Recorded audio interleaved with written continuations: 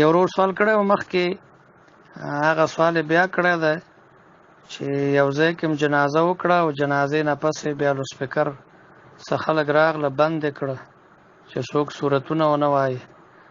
نو جنازه چې کله وشي نو بیا فورا د مړي د دفن بندوبست پکار دی چې هغه دفن شي او هلته لوسپیکر اول جنازګاه ته لوسپیکر وړلو ضرورت څه شی دی.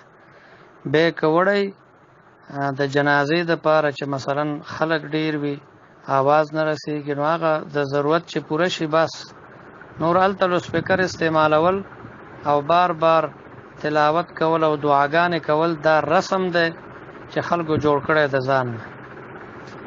دغه په شریعت کې نشته ده بلکې شریعت کې جنازه چې وشوه د مړي د دفن بندوبست پکار دی.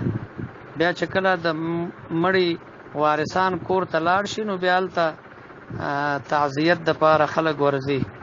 نو چې دا څوک وایي بار بار وایي موږ به دعا به وکړو دام رواج دی او دا صورتونه ویل دام یو رواج دی.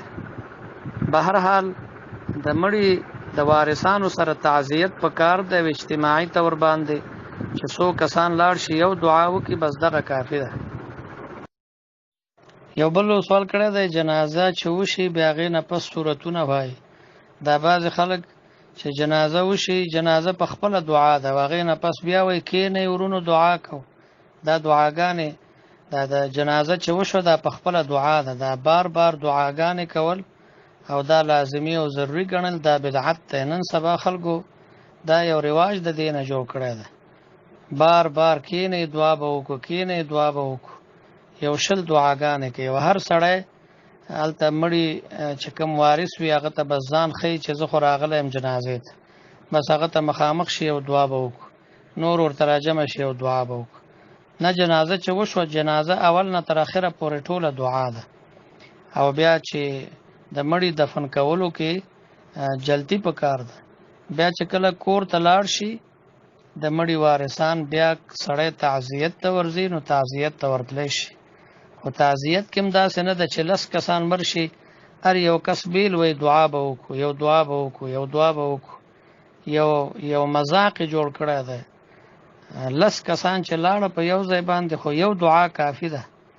هر یو آواز کوي دې دپاره چې خلکو ته پته ولګېږي چې پلانی دغه هم راغلی دی بزرګ جمیل هم راغلی دی. علیکم السلام ورحمت الله وبرکاتو. یو ورور سوال کړی و د یو عیسائی د خوراک په باره کې. نو ما دا ویلو چې نور خوراک یې کوی شي البته غوښه کې احتیاط پکار دی. نو چې تاسو وایئ چې د قصاب نه اخلي د مسلمان قصاب نه اخلي نو بیا دې کې خو څه بدي نشته.